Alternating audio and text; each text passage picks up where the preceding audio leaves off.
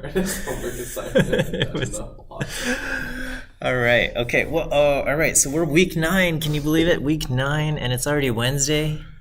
Again, hope you had a good 3-day weekend observing Memorial Day. Okay. Yes. So I did post a homework 6. It covers PCA, which I will cover on Friday. Principal components analysis, and I think it will be helpful in preparation for the final exam because PCA will be covered on the final exam. Actually, just looking ahead, so this week, today I'm going to cover E and M, expectation maximization. I guess it's the EM. E and M is electricity and magnetism. No, it's EM, the EM algorithm. Expectation maximization. That will be today, and then Friday we'll look at PCA, and then 10th week I'll probably do maybe a little bit more PCA, and then that's kind of it for content. I have like a couple like bonus lectures of stuff that I think is kind of cool, but like I won't test you on. So like the last that we'll cover on the final will be EM and PCA, and then I guess like our bonus lectures week 10. I'll just have no view quizzes for them, but we'll see who comes.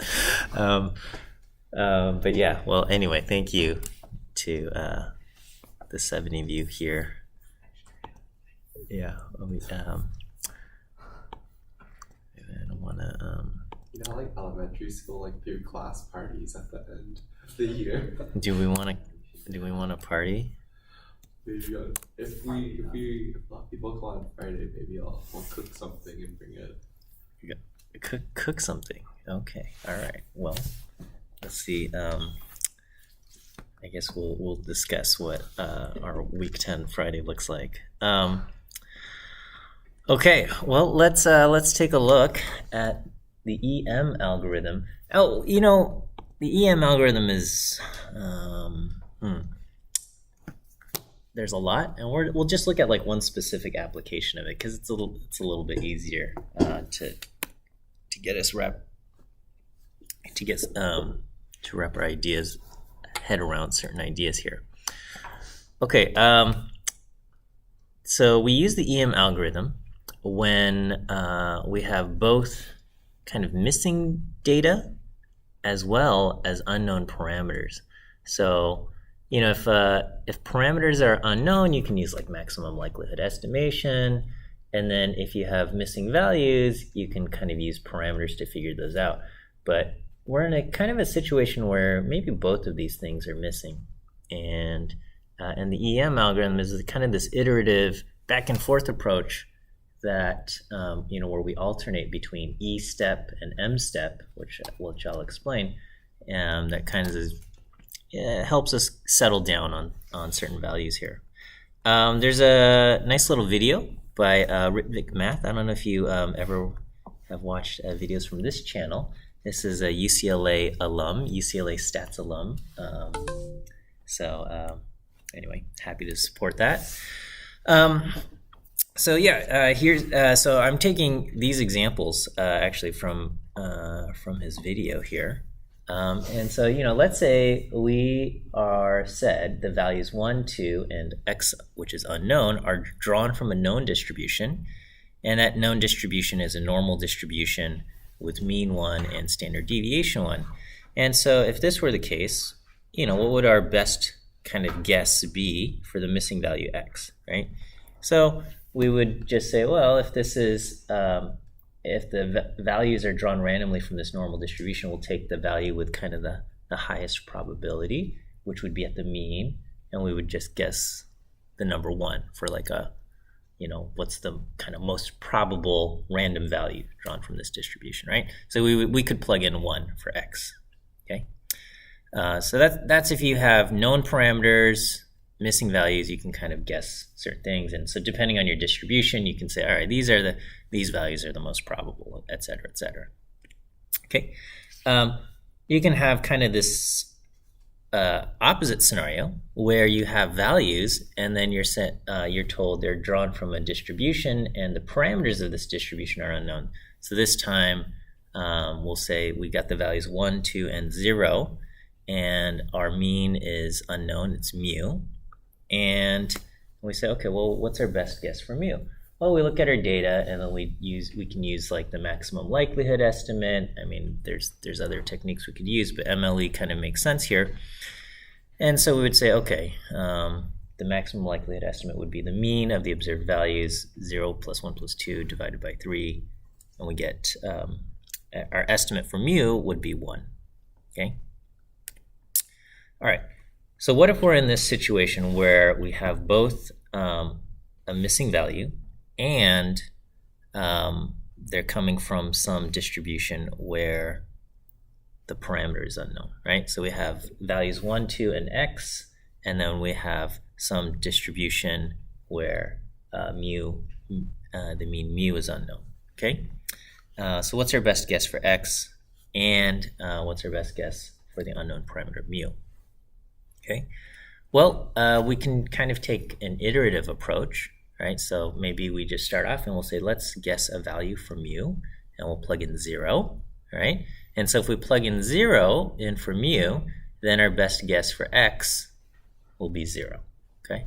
And so now our kind of guess to data will be 1, 2, 0. And if our guess to data is 1, 2, 0, then based on this, if we update our estimate for mu, our best guess for mu will be 1, okay? And now we'll update our best guess for what x is.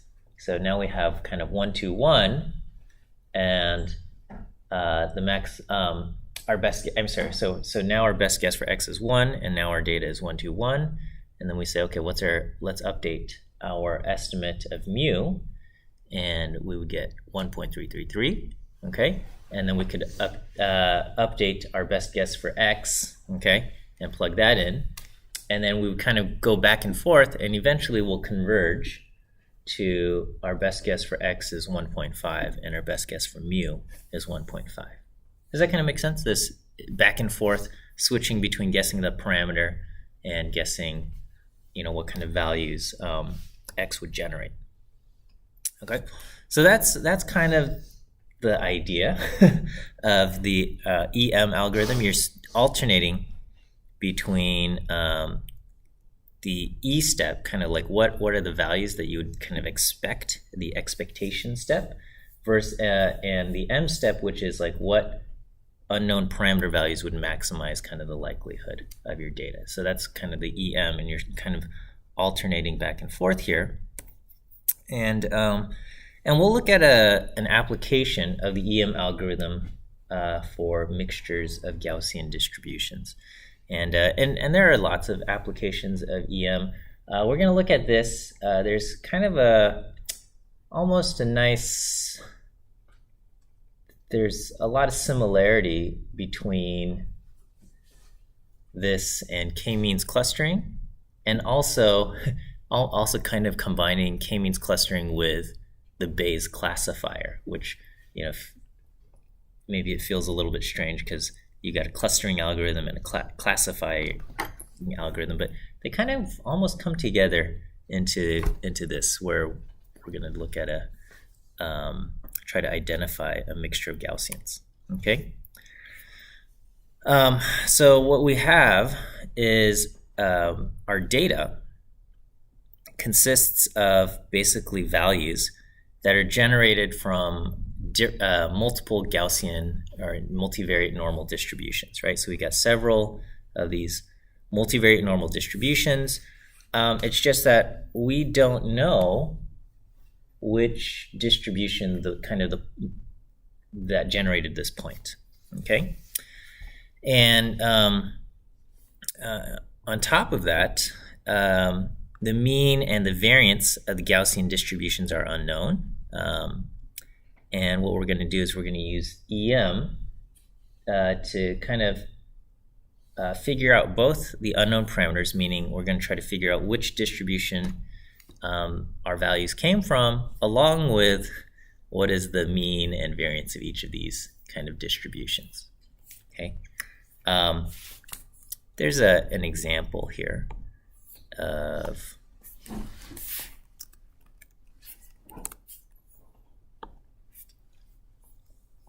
okay. So here, this is data from Old Faithful, a geyser in what is it, Yellowstone, and they're looking at kind of two variables. When this geyser erupts, they measure how long is this eruption of, I don't know, whatever gas, water coming out, okay, and also like how long of a delay was there between this particular eruption and the previous eruption. And there's two values, and they kind of graphed this, and they said, well, maybe there's kind of two different clusters of points, right? So maybe there's and we don't really know I don't know, maybe we do know, but I don't know, right? What's generating the process that generates our data. But they said, well, maybe we can kind of cluster these.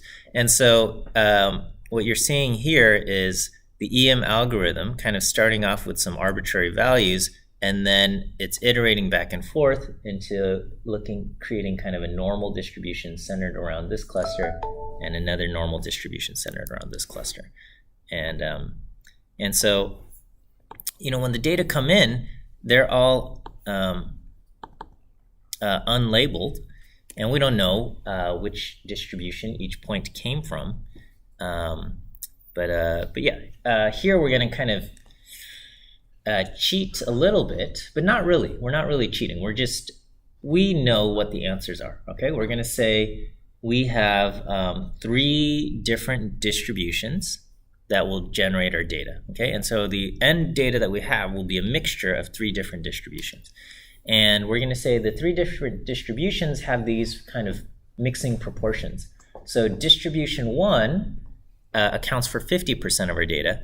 Component 2 accounts for 30%, and then the last component accounts for only 20%. Okay, and again, this is all unknown to us, but when we're trying to figure out our clusters, but here we are generating our data ourselves.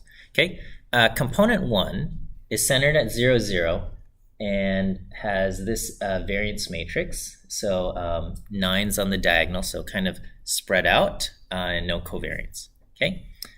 Component 2 is centered at 4, 4, so you imagine kind of in the upper right corner, has this variance and this covariance. Okay, so there's high covariance and a smaller amount of variance. Okay, and then component 3 is centered at -4, -4, so kind of the lower left corner, and there's actually negative covariance here. Okay, and so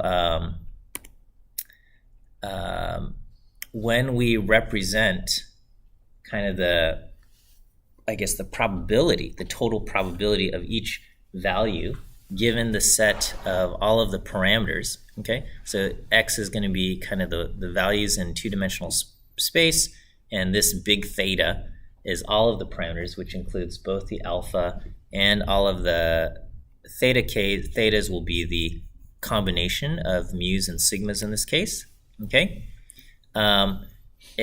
You can think of, what is the probability of getting, say, the point 0, 0, okay? The probability of getting the point 0, 0 is going to be the sum of basically 50%, okay, 0.5 times the probability that component 1 generates 0, 0, plus, 30% times the probability that component 2 generates 0, 0, and plus 20% times the probability that component 3 generates 0.00, right? And so kind of the probability of like the entire, I don't know,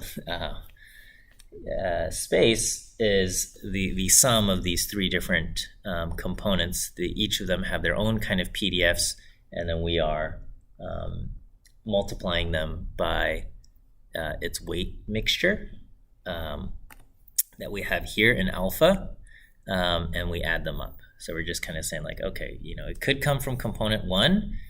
Component 1 might be likely to generate this, but it only accounts for 50% of the probability, and then components 2 and 3 may be unlikely to generate this value, and they have, you know, these kinds of probabilities. Okay, we have a vector z, okay, which indicates which value or which component the value belongs to, right? So, but this is the which membership each value, I guess the class membership of each point. Okay, this z is unknown to us when we are doing our kind of our clustering. Okay, but in generating the data, there is an answer here, and we're trying to, and that would play a role in the actual probability here.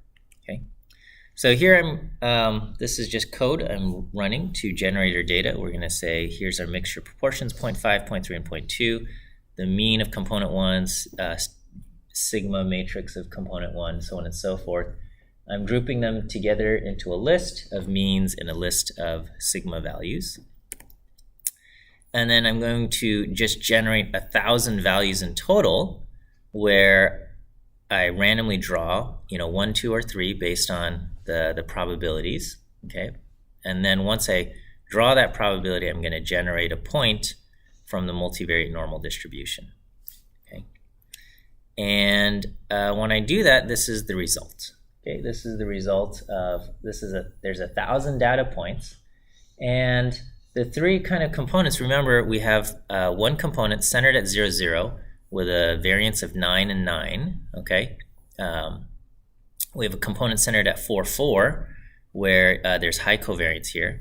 And then there's another component centered at -4, -4, and I don't know if you can kind of see, there's like a little bit of a, this is component 3, which accounts for only kind of 20% of the data, but there's some negative covariance here, okay? And what we want to do is we're going to, again, everything's kind of unlabeled here, right? And so, you know, when we look at it visually, we can kind of see and we kind of can figure this out, but can we run an algorithm that's going to figure out these different components? And there's a bit of a challenge, right? So this is all of the data truly labeled, okay? So, you know, again, we have component 1, component 2, and component 3. And you can see the values in this kind of area here are actually a mix of component 3 values plus, you know, like from component 1 that just ends up in this region too. Same thing as values up here, okay? But again, we don't actually know the answers. It comes in like this, and we want to try to figure out, can we figure out our clusters? And the challenge when running an algorithm like this is if you look at a certain point, like a point right around here, we say, hey, where does this point belong to? Okay, is this a point coming from the middle cluster, or is it a point coming from the red cluster?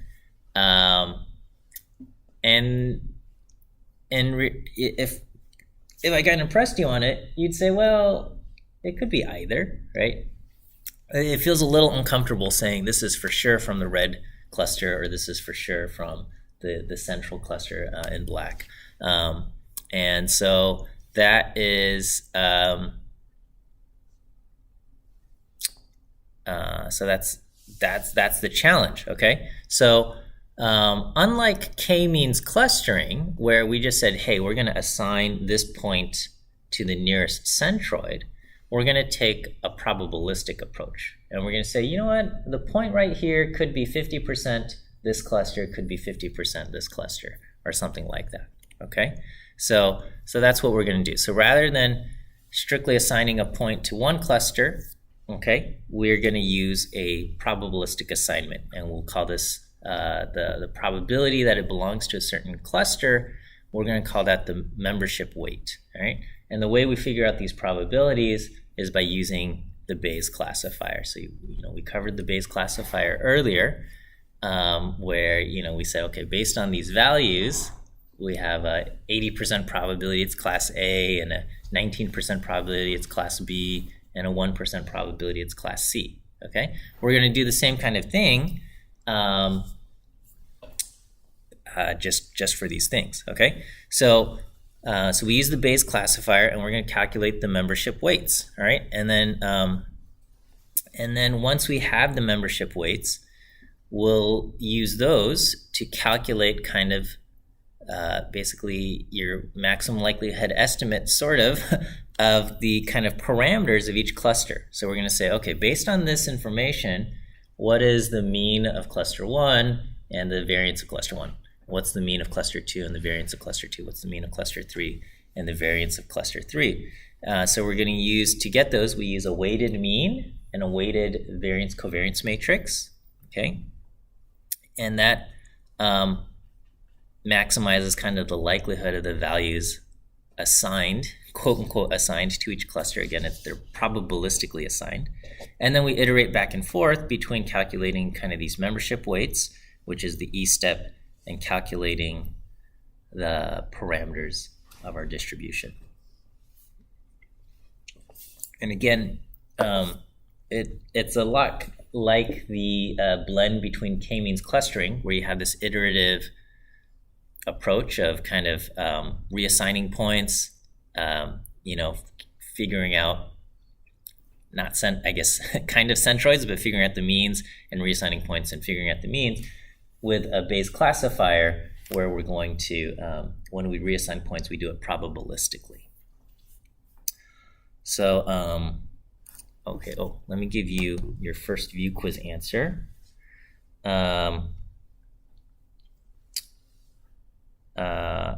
First answer today is the letter A. A as in apple. A as in apple. Okay, so how do we do our membership weights? We just do it using the Bayes classifier. So we'll take all of kind of our values, the coordinates in our matrix X, okay? And we have kind of our current estimates of the mean and sigma matrices, right? And so initially you just kind of start off with some arbitrary values. So you say, okay, given these initial kind of weights or whatever my current values of mu and the current values of sigma, and we have one for each component, we're going to calculate the probability that a certain coordinate or certain point belongs to each of our clusters. And we use that using the Bayes classifier. So we have, this is the probability, the likelihood of getting that particular coordinate x given kind of our parameters. We multiply that by the prior, which is our kind of our mixing weights, okay? And then we'll divide by the marginal, where the marginal is the sum of the numerator across all possible classes, okay? There are some nuances with each of these things. So the membership weights are alphas, okay? That is our kind of like the prior probability. What's the probability that a point belongs to a certain class if you don't know the actual coordinate of the point, okay? And this is going to be equal to the kind of the number of points that are assigned to cluster K. So if we have 1,000 points in total and 600 of them are assigned to cluster 1, then our prior probability would be 600 out of 1,000, okay? But the thing is we aren't, unlike k-means clustering, we're not actually assigning points to clusters. We only have membership weights, okay? So here I have a n sub k. N sub k is, in quotes, the number of points to cluster K, but n sub k is not actually an integer. It is the sum of the membership weights. So remember, we might have, this coordinate has an 80% probability of belonging to cluster 1, and then maybe point number 2 has a 70% probability of belonging to cluster 1. Then you add those together and you have 0.8 plus 0.7, and so you have a total of 1.5 points so far assigned to cluster 1. Okay, so you're kind of adding up these membership weights for each of these things. Okay, so we initially start off with some arbitrary membership weights, and we initially start off with some arbitrary mu values and sigma matrices, and we kind of iterate back and forth. So you always kind of have to start off with some initial kind of starting values. So those are your, so that's the alphas, okay? The likelihood part is just plugging things into the PDF, right? And so the PDF of a multivariate normal is this. And thankfully, we don't actually have to use this. We can just ask the computer and say, give me the density of the multivariate normal, right? So we could just use the PDF of the computer. But I mean, if we had to, we could. It would be a pain, but you could do this. Well, anyway, you did something like that. Well, I guess in your homework you did the naive Bayes classifier. But basically, you have a step to calculate your likelihood, which is just using the PDF to say, hey, what's the probability of getting my data value, okay? And that's all we're doing. We're saying, okay, we have current estimates of my means and variances, and let's use that to figure out what is the density, the probability density of getting that particular point, okay? Okay, so we do that and we get our membership weights. So, we need the likelihood, we need the prior, and then again, to get the total, you need to get the marginal. But if you can get the likelihood and the prior, then the marginal is just the numerator. It's just so everything scales up to 1. Okay, so once you have all of your membership weights, then we update our values of the mean, okay? And the values of the mean is just a weighted mean, okay? So you take, regular mean is you take your x values, you add them up, and you divide by how many you have, okay? Here, we're going to take our x values, and we're going to weight them by their weights. So values that are more likely to belong to cluster 1 will have, weights of like close to 1, 0.999 times their thing. And if they're very unlikely to belong to cluster 1, maybe, we multiply it by something almost close to 0.001 or something, basically removing from the thing. And things that might be in cluster 1 and might not, they have some kind of other kind of weight.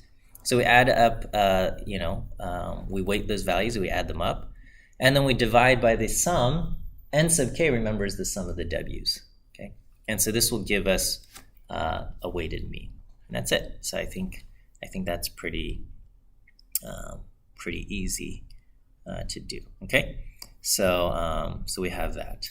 So we get the weighted mean. And then your variances are also the same, except they're weighted. So to compute unweighted variances, you would do x minus mu transpose, sum them up, and you divide by like n minus 1. And here we're going to multiply them by our weight and divide by n sub k, the sum of the W's. Okay, it's the sum of the weights.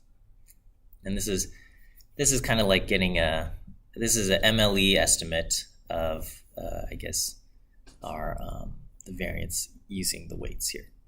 So this is basically a weighted variance covariance matrix where we've weighted each value by its weight, and that's going to give us our sigma matrix, and we have this for each of our components, and so that's our M step.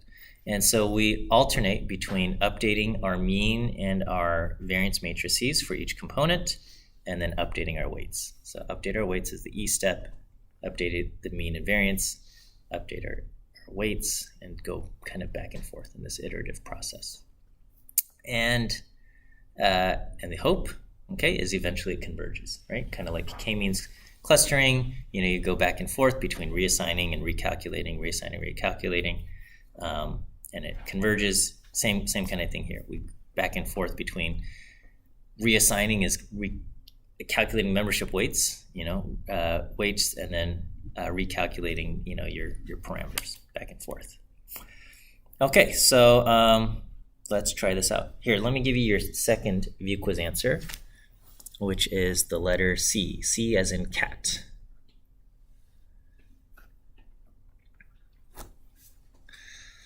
All right, so the clusters are not labeled. This is how we see the data, and I'm going to just say, hey, let's start off with 3 arbitrary starting locations for the means, 3 arbitrary sigma matrices for kind of our initial set of things, and then what should our initial kind of weights be. We'll just have those arbitrary as well, okay? So again, these are the answers, but again, we don't actually know the answers. So my arbitrary kind of mixing, I guess, parameters, I guess we'll use that instead of the weights, but my mixing parameters, I'm just gonna do like 1/3 each, but I'm gonna just fudge the last one, so it adds up to 1. So I got 0.33, 0.33, and 0.34. And then my starting values, I'm gonna just say, let's start off at 0, 0, -9, -9, and 9, 9.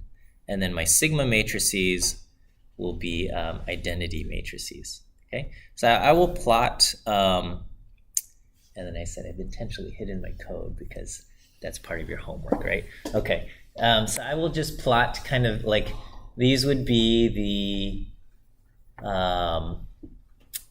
these are my initial means, and this is kind of like the ellipses showing like, I don't know, the multivariate normal. And because they're identity, this is what it has. So, the probability of getting this point is like really small, but everything is kind of scaled up to add up to 1 anyway.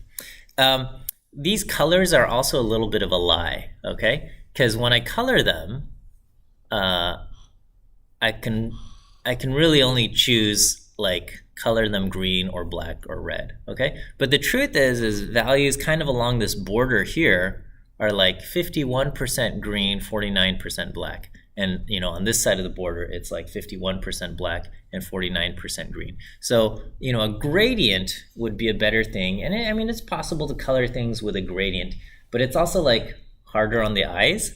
So here I just said pick for the color, pick the one that has the highest probability, even if it's like 51%, 49%, okay? But remember, everything is actually probabilistically assigned, so it's not really, here it looks like these are green and these ones are black, but it's really like 51% black, 49% green.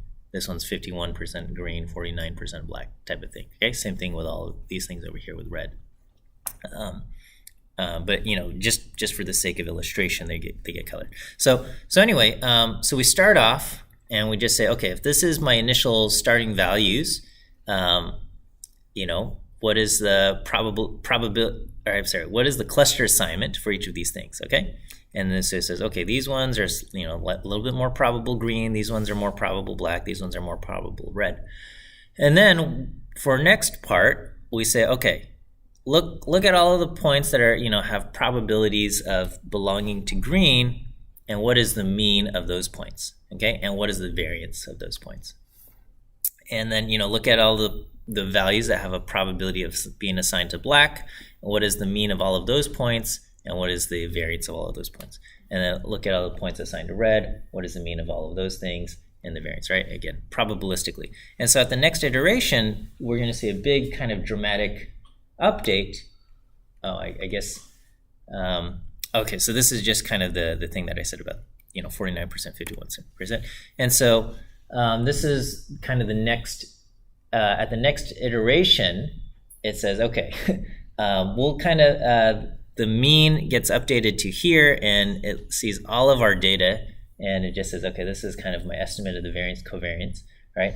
These are, we update the mean of red to somewhere around here, variance covariance, and then we take all of the values for that were at green, and this is our variance covariance.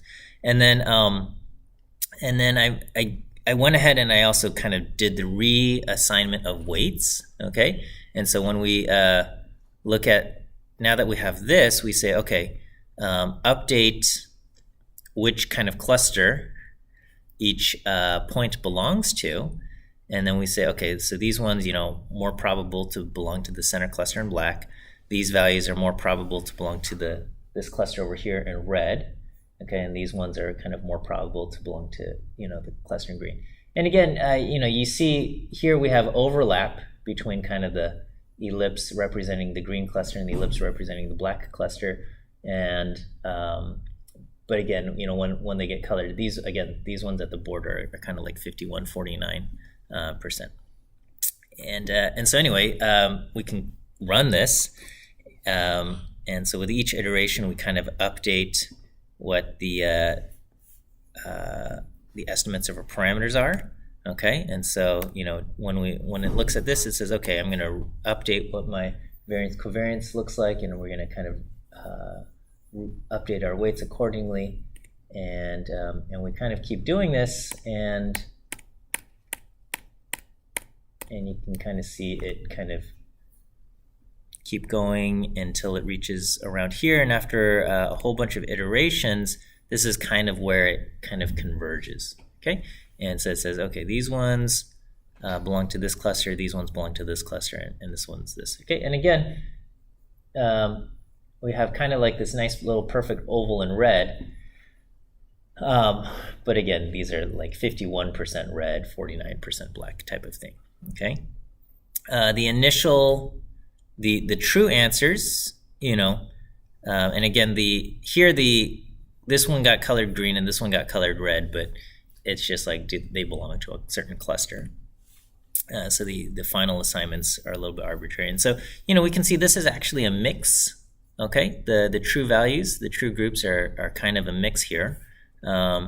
Whereas, as far as EM, these are all going to have a higher probability of being in red than they are of being in black.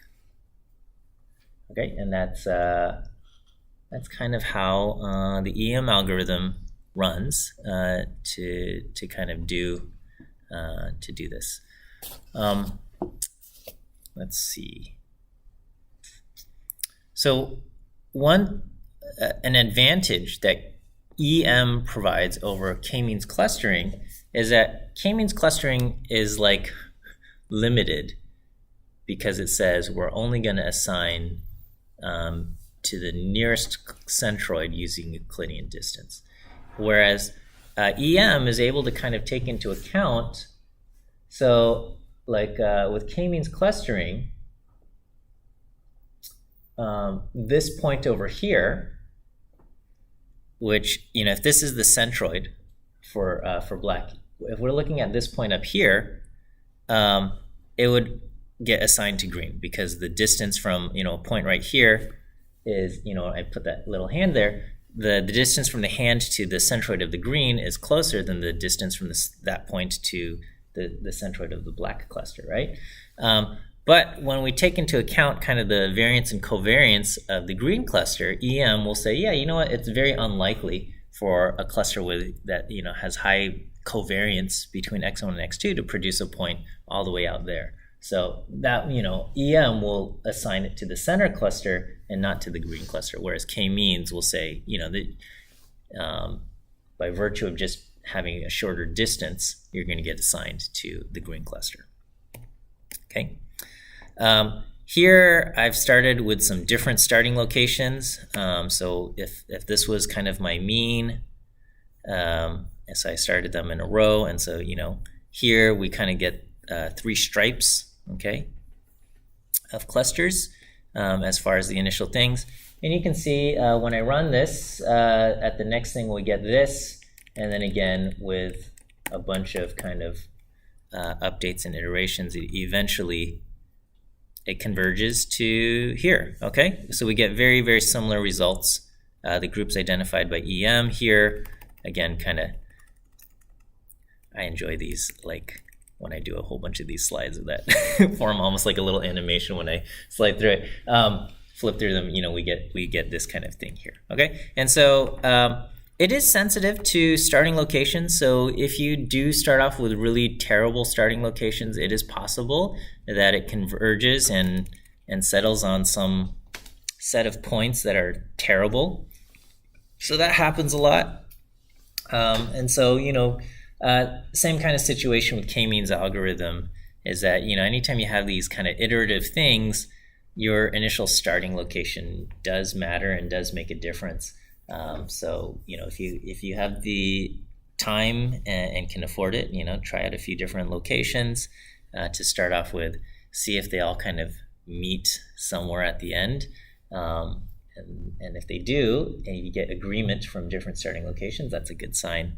And if you don't, then maybe you have different kind of potential solutions, okay? And again, solutions is a weird thing when you're talking about unsupervised learning, because there's like no right answers, right? We're just kind of looking for some internal structure here.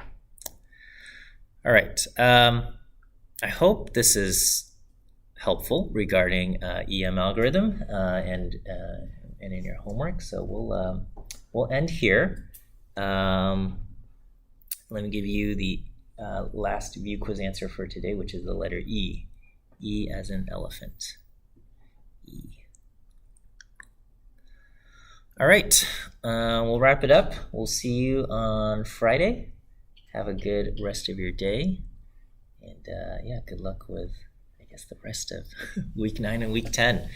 Things are winding down. So, yes. So when we're calculating the mean and variance matrix, we use a weighted version of each. What would happen if, like, instead we assigned a class to it based on the highest probability from the E step, and then calculated the mean and variance just using like mean and variance, like classical? So if we didn't use a weighted thing and we just said you are 100%, you'd probably get something kind of similar, but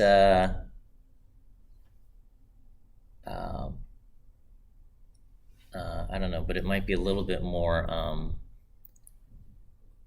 like the assignments will be a little bit more, I guess, discrete or a little bit more jagged and jumpy rather than kind of having smooth. But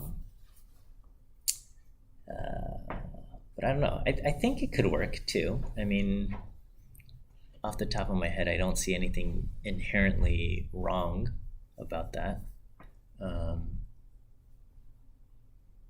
But yeah, so you're kind of like applying like a, what is it, a softmax on the Bayesian classification step, or I don't know, basically like a hard rule there. I don't know. Probably would work, but I haven't tried it out. You can let me know. It'd probably be a few lines of adjustment in the output there. Okay. All right. Anyway, we'll wrap it up here, and yeah, we'll see you later.